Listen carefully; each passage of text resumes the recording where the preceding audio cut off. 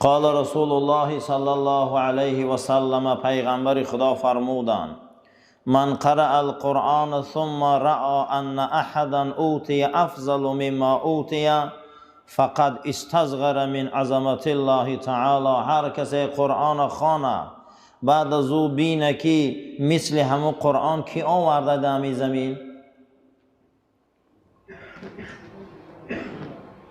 یعنی یک مراتبه بینه که کدام قانون دنیا 1400 ساله یه حرفش بگونه نمیشود. به قوتترین کشورهای دنیا 120 بار تا 130 بار قانون حلش کرده بودیم. من امروز به قوتترین کشورهای دنیا رو شما میدونید، خود یک بریتانیای کبیر 120 بار قانون حلش کرده بوده و پیش رفته. هر روز میخیزه یک قانون میبرن، یک قانون دیگر خط میزنن. اما این قرآن بالله لوح تمونه میگه یک بار بین پیغمبر مثل قرآن یگان کسم خیلی آورده 1400 سال میشه یک نقطش دیگرگون نمیشود. آیا میشود آدمی که پیدا شود گو از فردا بیا سوره قل هو الله رو میگیریم؟ پیدا میشه؟ خیلی پیراتر صدها نیرو قوه ها بعد قرآن پیدا شدن، مبارزه بردن، یک الف شجمونده نتونستن. پیغمبر خدا فرموده که شما وقتی قرآن میخونه یا پیشانتون قپی بینه که یگان کس مثل همین کتاب آوردگی، هم خیلی کتاب در زمین، هم خیلی قانون آمدگی است، فقط استصغر در پیش قدرت خدا ای قحک میشه. اکنون دانه که اون کسایی که این کتاب در قفس سینه‌شان انجام میکنن، شما هم در پیش ویو هیچیه. کسی که قرآن حفظ میکنه با او قرآن عمل میکنه، شما هم میگه قرآن از یاد نکرده و قرآن نمیدونی، شما در پیش وی میگه هیچیه و عظمت خدای در بدنش. ای همین میگه شما قیاس که نختو نکنید. ای همین درجه میگه انسان نزد خدا منزلتش معلوم میشود. منزلت مسلمان در نزد خدا ایروی چی بوده عزیزان؟ قرآن حفظ کردن، به او عمل کردن. ایروی نمیده امرو. هیچ کس مثل این قرآن آوردن نمیتونه. هیچ کس هم آوردن نمیتونه. الله جل و علا شأنه در قرآن هیچ کس آوردن نمیتونه و ابدا تا روز قیامت نمیتونه آوردن. فَإِن لَمْ تَفْعَلُوا وَلَنْ تَفْعَلُوا. دو بار میگه خدا نمیتونه، ابدا نمیتونه. این قرآن یک کتاب عادی نیست. شما یک مرتبه کشایی میگه شینه، بعد خواندنتون فکر کنید. در یک خط قرآن علما 15 علم یافتیان. کدام عالم میگه که در یک ورق 15 علم جا کنه؟ بحث خدا، بعد از اون میره قیامت، بعد از اون میبیا جنت، بعد از اون میره دوزخ، بعد از اون میبیا آفرینش، بعد از آفرینش میره و سیاره ها، بعد از اون میره و آفتاب، ماهتاب، میره و زندگی فرعون. از او جمع میبیایه با میبینی دیگر دنیای دیگر میگذره میره و قرآن. در یک ورقش 15 علم یافتیان. برای همین گفتن معجزه. چی هم گفتن؟ معجزه. میگه شما گفتن نه، در پیش عظمت خدا میگه شما ای قحکه، هیچ نیست. میگه ای قحکه شما در پیش عظمت پروردگار.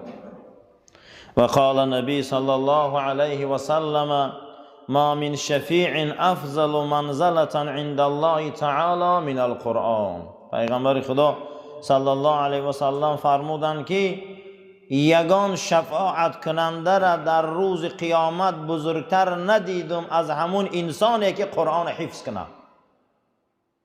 پیغمبر خدا چی گفته بود؟ یگان کس ندیدم که قرآن چیکار کنه نزد خدا، از روی شفاعت، از روی منزلت مثل قرآن از یاد کنه ندیدم. که اونها چی از یاد میکنن؟ قرآن. و قال النبی صلی الله علیه و سلم: افضل عبادتی امتی تلاوت القرآن. بزرگترین عبادت بعد نماز برای امتی من این تلاوت قرآن است. بزرگترین بعد نماز چی بوده؟ از خواندن قرآن. و قال النبی صلی الله علیه و سلم: خیرکم من تعلم العلم و علمه. بهترین امتی من در بین مردم کسایی هستند که علم میگیرن و به مردم میرسونن. علم میگیرن و به مردم چیکار میکنن؟ میرسونن، تعلیم میتین. و قال رسول الله صلی الله علیه و سلم ان القلوب لتصدع كما يصدع الحديد فقیل یا رسول الله و ما جلاؤها فقال تلاوة القرآن و ذکر الموت. پیغمبر خدا صلی الله علیه و سلم فرمودند که قلبها زنگ میزنن همچنانی که آهن زنگ میزنه. یا رسول الله صاف کردن و تازه کردنش چخیله که ما این زنگ تازه کنیم؟ حضرت در جواب میگن که قرآن زیاد خوانه و مرگ بسیار یاد کنه. کسی که اگر قرآن زیاد میخونده و مرگ زیاد یاد میکرده چیکار میشده؟ خداوند قلبی او را چیکار میکرده است؟ پاک میکرده. قلبا زنگ میزنن، قلبا سیاه میشوند، قلبا چیرکین میشوند. پاک کردن او چی بده از خواندن قرآن؟ هر کسی که اگر چیکار کنه؟ پاک کنه چی میشوه؟ قلبش پاک میشوه. برای هر انسان برادرم جوتون دشین التماس. مردم غم نتی، پیغمبر لعنت کرد اگه خدا ما رو میجبیان به مردم. جوتون دشین غم نتی آدم را. و ما جلاؤها یا رسول الله. پاک کردن قلب چه فرستاده خدا؟ تلاوت قرآن و چی گفتن حضرت؟ ذکر الموتی، یعنی مردن یاد کردن. دو چیز قلب انسان چیکار میکنن؟ پاک میکرده. یکمش که انسان دائم قرآن خوانده است و دومش انسان یاد چی کنه؟ یاد آخرت کنه. و قال فضیل بن عیاض حامل القرآن حامل رأیت الاسلام. جناب فضیل بن عیاض فرمودند که هر کسی که قرآن از یاد کنه، قرآن آبروش بلند کنه، این انسان پرچم بردار اسلام است. بیرق بردار اسلام کیا بدیان؟ کسای قرآن از یاد میکردیان، با او قرآن عمل میکردیان. هر کسی قرآن حفظ میکنه، هر کسی قرآن از یاد میکنه، هر کسی قرآن چیکار میکنه؟ عمل میکنه. با قرآن چیکار کردن در کار عزیزان؟ با قرآن عمل کردن در کار. این کتاب عمل ایاخی. ما خودمون قرآن تقسیم کردیم، بعد از اون میگیم چی به مسلمان ها پیش نمیروند. ما در قرآن یک ترمینی داریم با نام عزین. نامش چیه؟ عزین. یعنی میگن اونها قرآن عزین کردن، پارچه پارچه کردن. ما قرآن خودمون پارچه پارچه زندگی میکنیم، پارچه پارچه عمل میکنیم، بعد از اون میگیم چی به جامعه اسلامی پیش نمیروه. همون روز کسل میشم با مراجعت قرآن میبیاید که همین بیماری را خوندن در کاره که شوق خوش نمیبره. همون روز بیمار میشم گمان میکنیم که قرآن فقط کتاب برای دعاخوانی کسلی ها هست. همون روز پدر میمره با میبیاین میگه خیر اگر قرآن خوان که خانده جنازکی آمدیم. خمون قرآن پاره پاره کردیم. همون روز توی عروسی و دامادی میشه و یک قرآن میبیانه در تک 14 توفه میکنن. آخه میگه شما خودتون قرآن پاره کرده، شما خودتون قرآن میگه پارچه پارچه کرده. امروز میگه جامعه اسلامی چرا پیش نمیروند؟ کسی که قرآن از یاد میکرده است، کسی با او عمل میکرده است، این چی بوده است؟ پرچم برداری چی بوده است؟ اسلام. یک کس میگه که من چیکار کنم که بیرق اسلام بلند کنم؟ قرآن از یاد کن، با او عمل کن. این همین بوده پرچم اسلام بلند کردن، این همین بوده پرچم اسلام راست کردن. فلا ينبغي ان يله فلا ينبغي ان يلهو مع من يلهو ولا يسحو مع من يسحو ولا يلغو مع من يلغو تعظیما لحق القرآن. برادر را گفته هر کسی که با یک نفری که قرآن پس میکنه هیچ محل قطعی دوستی نکنه. هر کسی که قانون قرآن قبول نداره با او هیچ محل دوستی نکنه. یکی از واجبات ایمان همین بوده است که کسی دیده و دانسته قرآن خار میکنه، کسی دیده و دانسته قرآن در عمل نمیکنه، کسی حتی خطا کردن نمیدونه می کار نمیکنه، با اینها یک جای نشوه، زیرا که حق قرآن ضایع میشه. همین دوستایی را نگیره که اونها قرآن قد زندگی نمیکنه، همون را دوست نگیره عزیزان. کسی با قرآن زندگی نمیکنه، کسی میدونه نمیکنه. با میل بعضی آدما نمیدونن قرآن قدی زندگی نمیکنه، نمیدونه بیچاره گمراه، همین قدیم دوست نشه گفته حق قرآن ضایع میشه. حق قرآن چی میشه؟ ضایع میشه. حق قرآن رو ضایع نکنه. قرآن حقش ضایع میشه. حق قرآن چی بوده ضایع شدنش؟ مسلمان ها آدمای قدی دوست میشدن که اونها قرآن را باور ندارن، عمل ندارن. واجبات ایمان بوده است که این خیلی آدم‌ها چی شوه؟ آساسته دور باشه، زیرا که ضرر اینا در ما میرسه.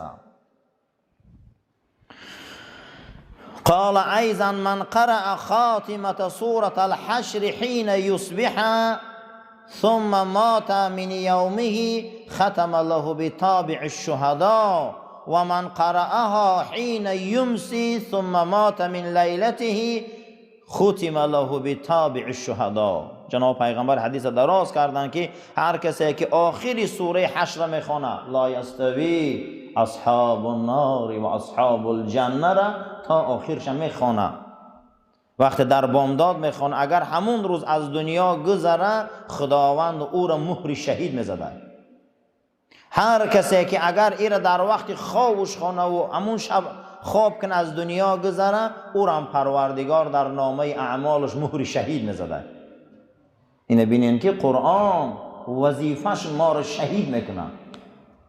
کسی اگر همین بردوام خونه هر سحری و هر بگه همین را به خودش عادت میکرده ای دنیا میگذشته است الله جل و علا شانه ایره مهر چی میزده است؟ شهید میزده.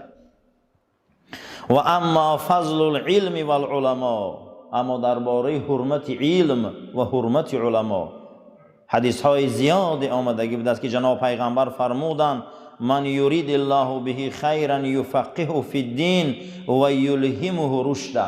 پیغمبر خدا گفتند که هر کسی را که خدا دوست داره او را علم دین میتیه، هر کسی را که خدا دوست داره او را عالم در دین میکنه و روز تا روز آبروی او را بلند کردن میگیره. و عزت ای جانب الله ای برادرو، عزت خدا میتیه. روز تا روز چی شدن میگیره؟ میگه آبروش رشد یافتن میگیره. برای همین هر انسانی را که خدا در دین علما کردگه و یا عالمان پروردگار او را دوست داشته. علمای حق، علمایی که حق میگن، علمایی که حق میرسانن، علمایی که خوشان حق زندگی میکنن، اینها یا رحمت خدا در زمینن. و قال رسول صلی الله علیه و سلم العلماء ورثة الانبیاء. پیغمبر خدا فرمودند که عالما وارث کیان؟ وارث پیغمبران. وارث علما کیا بودند؟ وارث پیغمبر عالما. و معلوم انه لا رتبه فوق رتبه النبوه ولا شرف فوق شرف الوراثه لتلك الرتبه. از پیغمبری یگان رتبه یگان آبرو با بلند هستند. امیدم بین مسلمانان از پیغمبری یگان رتبه بلند هستند؟ نیست. عالما کی بودند؟ وارث پیغمبران. یگان شرف آبرو مثل شرف پیغمبری هست؟ نه. این شرف کی نصیب میشه؟ علما. کسی که علما را حرمت نکنه پیغمبر را حرمت نمیکنه. کسی علما را دوست نداره پیغمبر را دوست نمیداره. من اکرم عالما فقط اکرمنی. کسی که عالم حرمت کنه پیغمبر گو وای من حرمت کرده. کسی من عالم حرمت نکنه گو من حرمت نکرده. و قال رسول صلی الله علیه و سلم افضل الناس المؤمن العالم الذي اذا احتیج الیه نفع و این استغنی عنه اغنا نفسه. پیغمبر گفت بهترین مردم مسلمان های عالم هستند که وقتی برای اونها محتاج شوی پیشان بیای فایده میگیری. وقتی که از اونها جدا شدی نفس غنی ای رنگی سیر میکنی. همین آدم لبی چشمه بیای چی میگیره؟ ای مو چشمه آب مینوشن. ای چشمه هم که جدا شد چشمه تشنگی چی میشه؟ از بین میره. عالما این چشمه بدیان. کسی پیش عالما دو میشیشته تشنگیش میشکسته. ای عالم هم که جدا شما روان لیکن تشنگیش چه عزیزان شکستگی هست. بهترین مسلمان نزد رسول اکرم مسلمان عالم بوده که پیش وید میشنی منفعت میگیره علمش. و قال رسول صلی الله علیه و سلم اقرب الناس من درجه النبوة اهل العلم والجهاد. پیغمبر خدا گفتیان که نزدیکترین مردم از روی درجه و مقام و مرتبت بر پیغمبرا یکم عالما بودن، دویم مجاهدا. اما اهل علم عالما گفته مردم فقط نصیحت میکنن، علم میتین، هر آن چیزی که پیغمبرا آوردن اینو مردم در میرسانن. اما مجاهدین گفته فقط به شمشیرتاشون جهاد میکنن، هر چیزی که پیغمبر امر کرده. فضل علم از جهاد هم بلند بوده، یعنی اونا فقط به همون امر کار میکردین، اما اینها هر چیزی را که رسول آورده بوده مردم در میرساندین. کی میرسیده به پیغمبر؟ یکم عالما، دوم کسایی که برای اعلای کلمت الله، برای کلمه شهادت و برای کلمه طیبه او میدانهای احد و بدر و تا به امروز در این میدانها همچون جوانمرد آمدن دین پیش بردن. وقال رسول صلی الله علیه و سلم لموت قبیلة ایسر من موت العالمین. پیغمبر خدا فرمودن اگر 100 خواجگی بمره پروای ندارد ملائکه الهی. وقتی یک عالم میمرده ملائکه الهی هم گریه میکردن.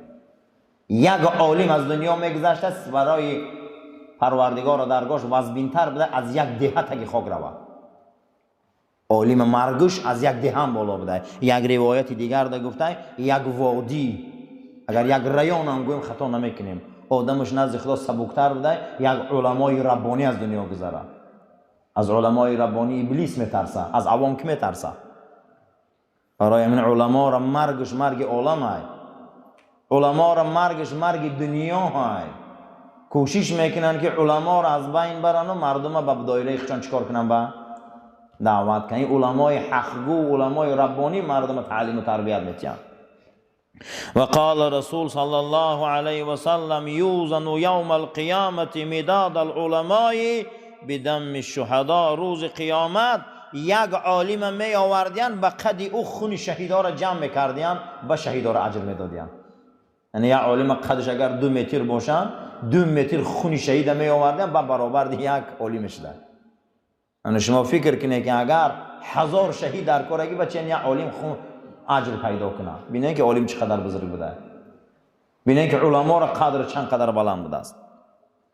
وقال النبي صلى الله عليه وسلم لا يشبع عالم من علم حتى يكون منتهاه الجنة.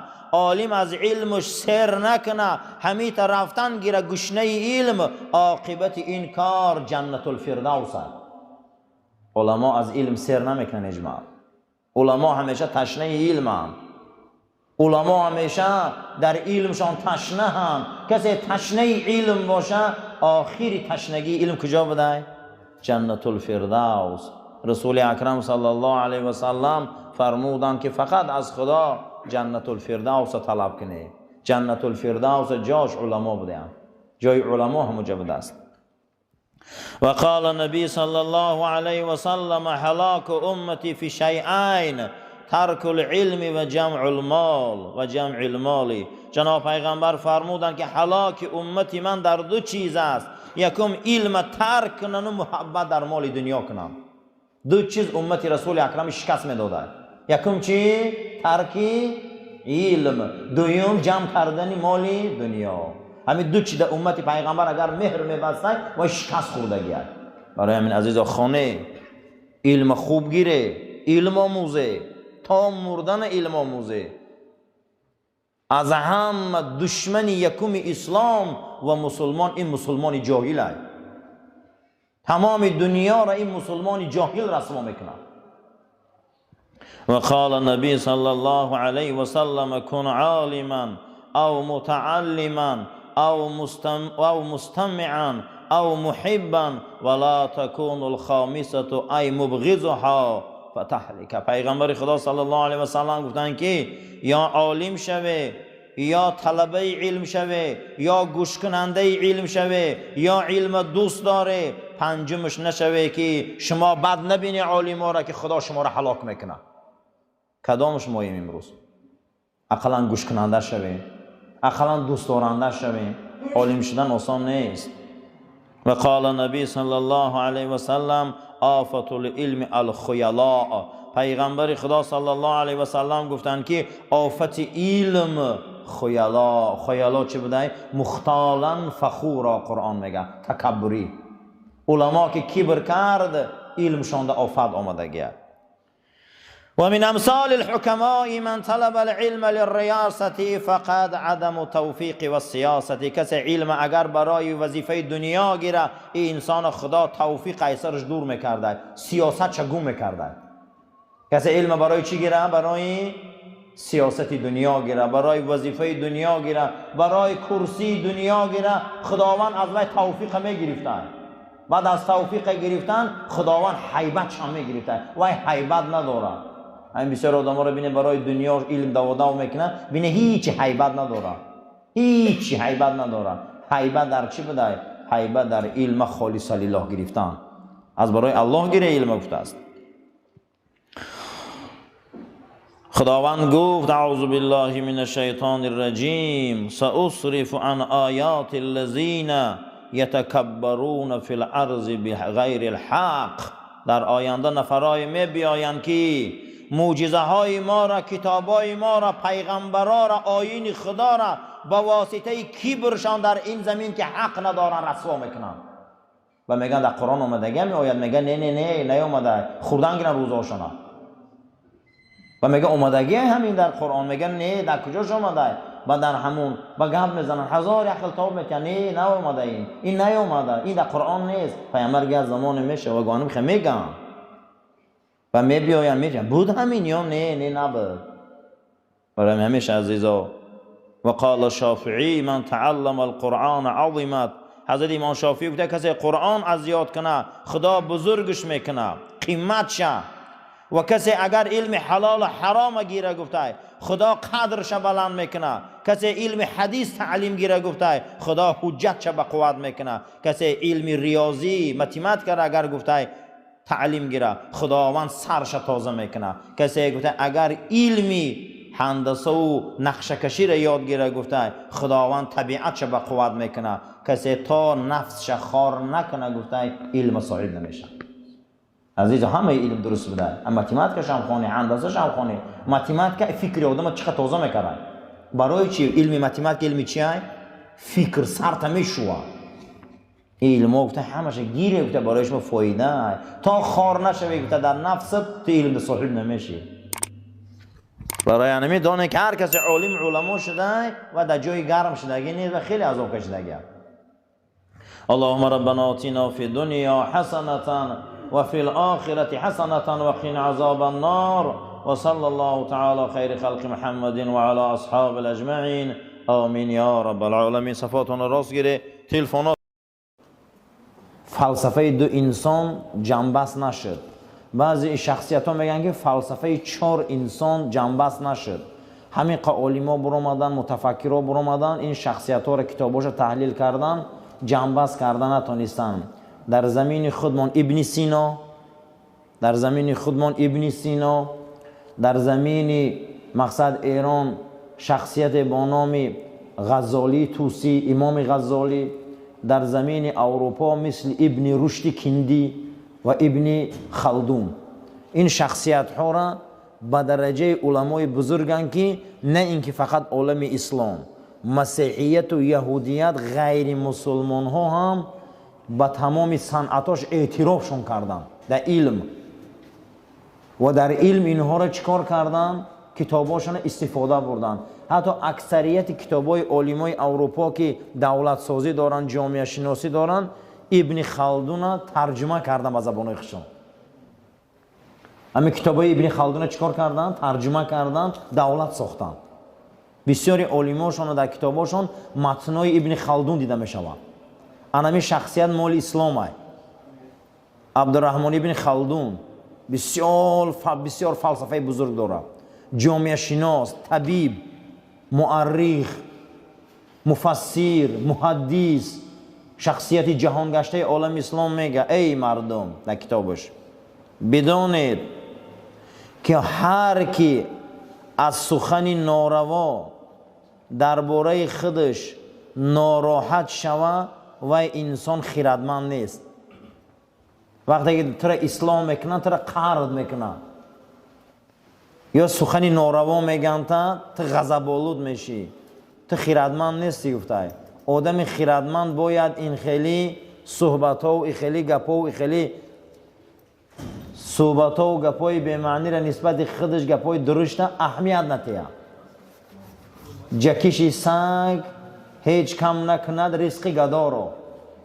یعنی امروز هم خیلی جامعه شده گفته هر خیلی انسان هرچی گفتن میگیره.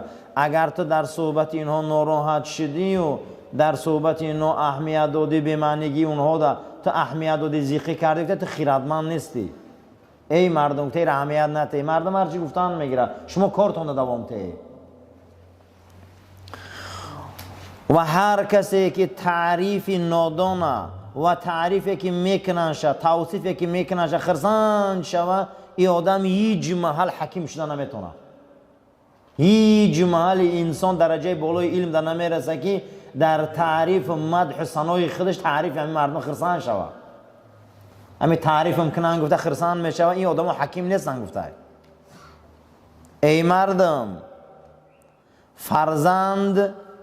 فرزندی چیزی هستن که این مردم همیشه به نیکی ها و کار خیر ده مردم چیکار میکنن برمی بیاین و منزلت خودشون معلوم میکنن. منزلت انسان، بزرگی انسان در کار خیر معلوم میشه. مردم کدام وقت معلوم میشه؟ ای کار خیر. منزلت انسان ها ای کار خیر معلوم میشه. و ایرا نغز دان با اندازه کار در این دنیا نیکی کن و همیشه چیزی که در عهده تو هست عهده برا باش و همیشه بدون که منزلت انسان ها در علم معلوم شود. آدم ایری چی معلوم میکنن؟ گفته با علم. یکم خیر، دویم عهده برایی. ای همه درجه بلند در جامعه ایری چی معلوم شده؟ علم. اگر علم نباشه گفته است جامعه ها فساد میشوند. اگر علم نباشه جامعه ها رسوا میشوند. در بدن انسان ها هم علم نباشه گفته او بدن ها هم رسوا میشوند. بدن آدم علم نداره و بدن رسوا میشه. منزلت بلندترین در جامعه ها و در تمام تمدن ها ایروی چی بده عزیزان؟ علم. یکم خیر بده، دویم عهده براری. یا آدم علم نداره نه که عهده برای زندگیش پیش میروه. علم نداره نه که عهده برای همین روز توبه کار میکنه. علم نداره، یگان رابطه با علم نداره. دویم گفتن چی خیر، نیکی. آدم علم نداره، عهده برای نیست نه که نیک آدمه. آدمای نیک، آدمای عهده برای منزلتشون معلوم میشه. سوم درجه منزلت ایروی چی بوده؟ ای همه در بلندترین درجه علم. برای همین اکنون امروز اخلاق و درباره اخلاق نیک و اخلاق حسنه صحبت میکنیم. قول این بزرگ خودی وارد میشویم. برادرها یا خیرخواه باشه، یا عهده برا باشه، یا عالم باشه. ایمی سه تایتش باشه. زیرا که این شخصیت منزلت بزرگی را در همین سه نوع چیزه دانسته. بحث اخلاق حسنه ما امروز درباره چی بوده؟ یکی از اخلاقهای نیک برادران توکل به خدا بوده. چی بوده؟ توکل به خدا. علماء گفته هستند که اخلاق نیک از 4 شاخه آب میخوره کنن. یکمش توکل به خدا بوده، دویمش تفویض بوده، سومش تسلیم بوده، چهارمش رضایت. توکل چیه؟ توکل ریشه اخلاق حسنه بوده. تیانده کیه؟ گیرنده کیه؟ مورا کی رزق داد؟ کی سلامتی میتیه؟ این پول مولا کی داد؟ از خرج کردن شما میترسی. باید توکل به کی داشته باشی؟ به خدا. بعد از او حضرت علی کرم الله وجهه را پرسیدن که توکل چیه؟ حضرت برای ما گفت، گم زن، گفته توکل بر خدا این هدفه. چی بوده عزیزان؟ هدف. هدف چی را میگن؟ مقصد. اگر شما کمانزن دیدگی باشه مقصدی همه کجا رو میزنن؟ هر یک تیما باید مقصد داشته باشیم. انا میره توکلی به خدا میگفته هستیم. گفته یعنی مثل رزق، لیکن توکل بر خدا گفته حضرت علی کاری چیه؟ کاری قلب گفته، این در عمل نشان داده نمیشود. توکل به خدا در کجای آدم میشود؟ در قلب آدم. بعد از او پرسیدین چگونه؟ گفته مثل دهقان یوغ اسپار میگیره، زمین چپه میکنه، دانه را میپرتویه، بعد از او را جویک میکشه، او را میمونه، وای باران میباره، آب وای میبیایه، او سال خشکی میبیایه، سال تر میبیایه، حاصل وای چی میشوه؟ انا همین همش اگر به خدا پرتوی توکل بوده. طهارت میکنی، میبیایی در صف میشینی، نماز شما میخونی، با او را توکل میکنی، قبول میشوه یا نمیشوه؟ انا همین توکل بوده. در حضور نبی کریم صلی الله علیه و سلم در یکی از غزوه‌ها صحابه ها شترها را سرهوی کردن. بعد از او پیغمبر گفت که آخه شتراتون نقطه نکرده؟ گفتن توکلش به خدا. گفتن نه بیاری نقطه کنه با توکلش به خدا. عزیزم توکل به خدا این با کفر بوده. خیلی گپم یگان کار نمیکنی توکل به خدا. حضرت علی گفته که توکل به خدا هدف های چی بوده؟ هدف، مقصد باید معلوم باشه. مقصد معلوم نباشه این خیلی توکل هم کفر بوده. آزی بیاری در همین بیرون ماشین تا مونی دویم لینی را محکم کنی و بیاین ماشین تا بگویی توکلش به خدا گیرن برانش. نه عزیزم برده جای نغز نمیمونی، خش رو میکنی، مقصد تا معلوم میکنی، میبی به تشویش میشنی به توکل به خدا. اولین چیزی که اخلاق ما را راست میکرد توکل به خدا بوده. توکل به خدا معنی چی بوده؟ هدف باید معلوم باشه، مقصد باید معلوم باشه. ای خفوی رزق یکی از اعمالهای رذیله که خدا او دعا را قبول نمیکرده، آدم در کنج خانه شینه و با دعا کنه که من در خدا رزق دهیم.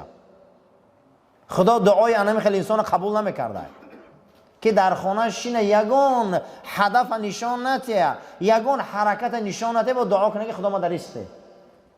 خدا دعای همه را بگه حضرت قبول نمیکنه. برای رزق عزیزم تلاش میکنی، برای رزق حرکت میکنی، برای رزق پیش میری و او را میسپاری به صاحبش که توکلش بته. این توکلی به خدا میگفتیم. هر مسلمانی که مقصد نداره توکلش معنی نداره. مقصدمون باید معلوم کنیم، هدفمون معلوم کنیم. همین هدف از مسجد آمدن چیه؟ هدف همیجا چی آمدیم و چی آمدیم؟ هدف باید معلوم باشه. همین هدف که معلوم باشه توکل این فعل قلب بوده. قلب قد توکل میکردی. توکل در عمل نشان داده نمیشده. در عمل وقت توکل نشان میدادی نام این چی بوده؟ تفویض. نام این چی بوده عزیزا؟ تفویض. تفویض چیه؟ واگذار کردنی تمامی عملها به خدا، با از خدا دعا میکرده که اگر همین کار برای صلاح من نباشه، خوبی من نباشه، الهی اینم عملیش نکن. نام همین چی بوده؟ تفویض. فرزندار میشوه یک از ولی های خدا و این خرسند میشوه میگه امروز به توکلی به خدا رسیدیم، اگه فرزندار شدیم، اگر گفته خدایا دردی سرم باشه حوزی بردار شد، انیش تفویضه. همون سال مهنت کردی، همه کار کردی، آوردی، آخری کار به معنیگیش کار بود نشد. در انمی جبه تفویض کنی که خدایا تو میدونستی که همین به منفعت فایده من نبوده، تو عملیش نکردی. همه کارا میکنه، دکتر نه که کسلی میمروخی چیکار کنه بیچاره با وای قرتقش میقپی صاحب کسلی باید تفویض کنه که روانه کنه به خدا که اوخه مقصد همین مردن بوده. ایره ای خدا تو بهتر میدونی. معنی توکل هدف بوده، مقصد معلوم که. معنی تفویض چی بوده؟ چیزی که تو راضی باشی من راضیم. انا همین ریشه های اخلاق بوده. کاش که مسلمانان خیلی میشدن، کاش که حاضر مسلمانان خیلی میشدن، تفویض میکردن. معنی تفویض چی بوده؟ با نیکیم باشه عملیش کن، با بدیم باشه عملیش نکن. نمیخواهم. بسیار انسان ها بسیار در دعاها طلب میکنن اما عملی نمیشوه. معلومه که خداوند میدونه که به خیر ما نیست. خداوند میدونه که همون برای خیر ما نیست، نمیتیمونه. باید ما ایره تفویض کنیم. پروردگارا ما همین کار صلاحش میخواهیم. اگر به صلاح من باشه بته، به صلاح من باشه نته. حضرت عبدالله ابن عباس روایت میکنه که ما از پیغمبر خدا صلی الله علیه و سلم نماز استخاره را رنگ قرآن تعلیم گرفته بودیم.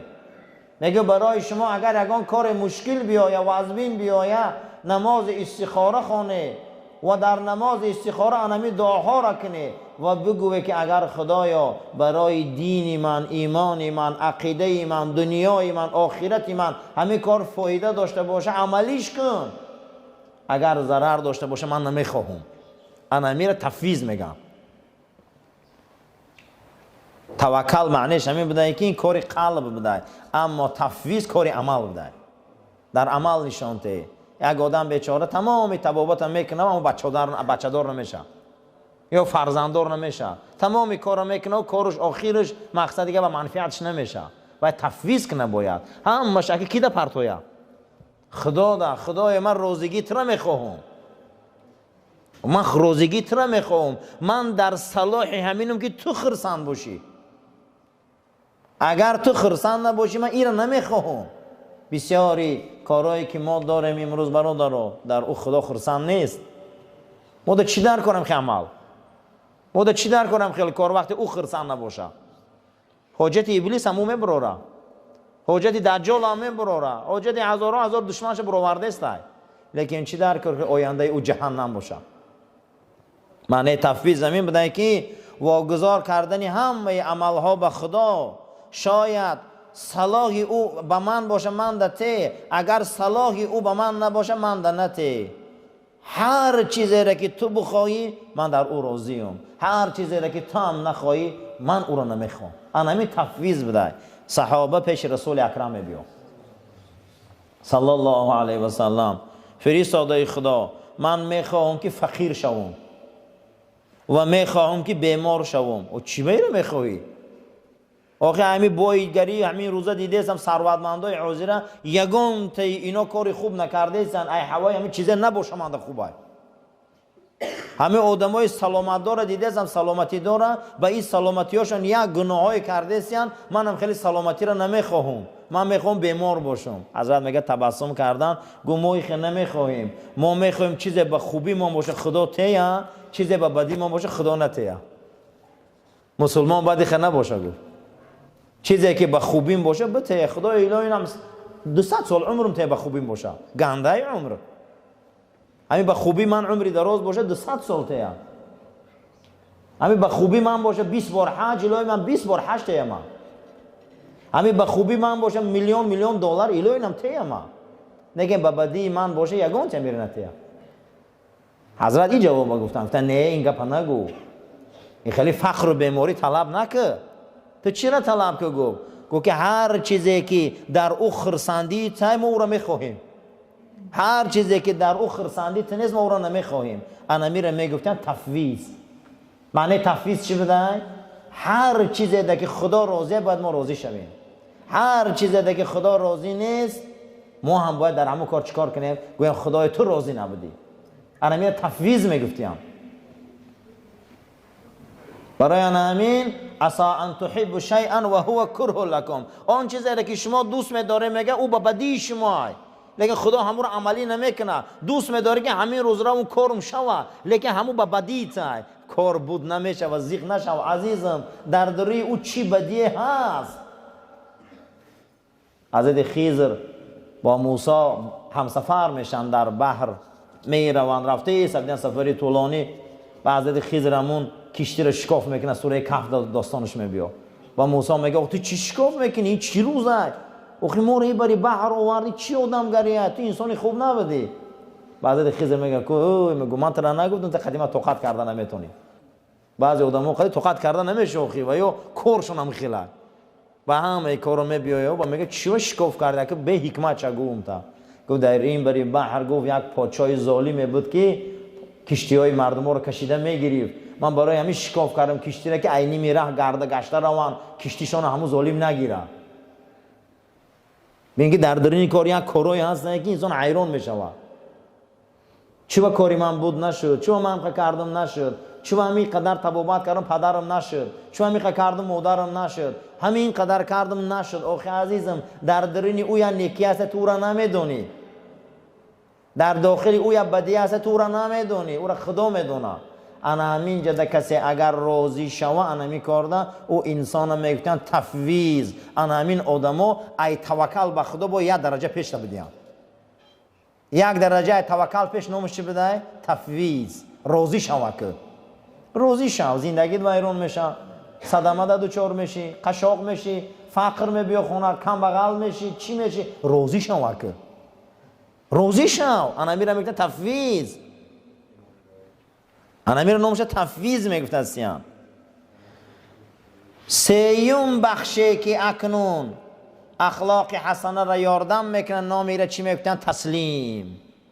نامیره چی میگفتن عزیزا؟ تسلیم. با چی تسلیم؟ با امر خدا تسلیم شدن.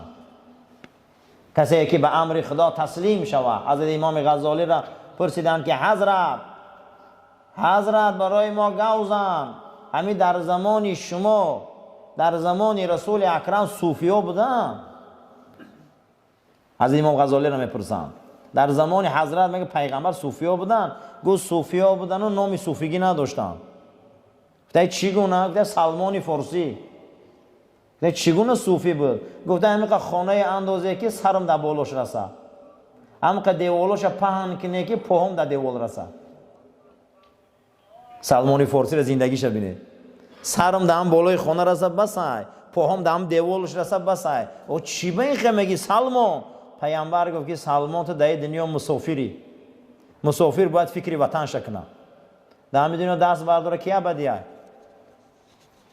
و گفتم ما مسافریم و غیر رهگذریم.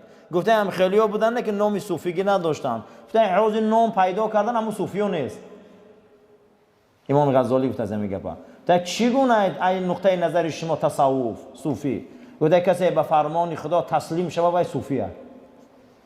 باید ما فرمان خدا را تسلیم شویم. همشده 6666 آیت قرآن را ایمان میبیاری، تسلیم میشی، با مسلمان میشی. خیلی نه که یا تشتهو یا تشتنی، یا تشتهو یا تشتنی هم منافقان خیلی بودن در عهد رسول. انا همین تسلیم میگن در امر خدا. در امر خدا باید تسلیم شویم. سیمین بخشه که اخلاق قوی میکرده، عرفان قوی میکرده، این چی بوده عزیزا؟ تسلیم به امر خدا. امروز مصیبت ها میبیا، امروز بسیاری کارو بین سرامان میبیا، امر خدا و فرمان خدا میبیا، کارهای وزبین میبیا. باید ما چی شویم؟ تسلیم شویم. صحابه در جنگ احد تسلیم شد یا نه؟ در جنگ بدر تسلیم شد؟ میموری دیگه اکنون تسلیم میشی. فرزند تای دست میتی، زن تای دست میتی. در این راه بین که چگونه شخصیت ها از بین رفتن. در غزوه احد بین که در جنگی مقصد قادسیه از یک خاندانی مقصد دیگه حوله همون زنی که در همون جنگ بود 5 بچهش در قادسیه شهید شده یک روز. با تسلیم میشه اکو. یگان چی گفتن نسبت رسول اکرم؟ نسبت خلیفه های دوری چی گفتن؟ تسلیم شویم. خدای نکرده یک کس در یک کس پدوس میکنه بر یا بلا عمود گرفتارش کنه تا قیامت کشتل امور میقپن. انا می تو کردی، تو موندی، تو شد. اوه تسلیم شو که امر خدا تسلیم شو. حضرت ابوبکر فرزند داشتن نامش عبدالله بوده. جنگ بین طائف و مکه ده حضرت تیر قطی میزنن، دمی گردنش میاد. بچه‌اش 15 ساله بوده است. در گردنش تیر اصابت میکنه و میمیره عبدالله. و پیش حضرت میبیان که نسبت اینا چیکار کردن؟ خون دعوا داری؟ گفته هر کس از خدای به خدا باز میگرده، من تسلیمم در امرش، یگون دعوا ندارم. برایش گفته که مقصد که قبرش کنه، من یگون دعوا ندارم، هر کس از خدای بده به سوی خدا باز میگرده. برای من برادر بیا تسلیم شویم. اللهم ربنا آتنا في الدنيا حسنة وفي الآخرة حسنة وقنا عذاب النار وصلى الله تعالى على خير خلق محمد وعلى أصحاب الأجمعين برحمتك يا أرحم الراحمين.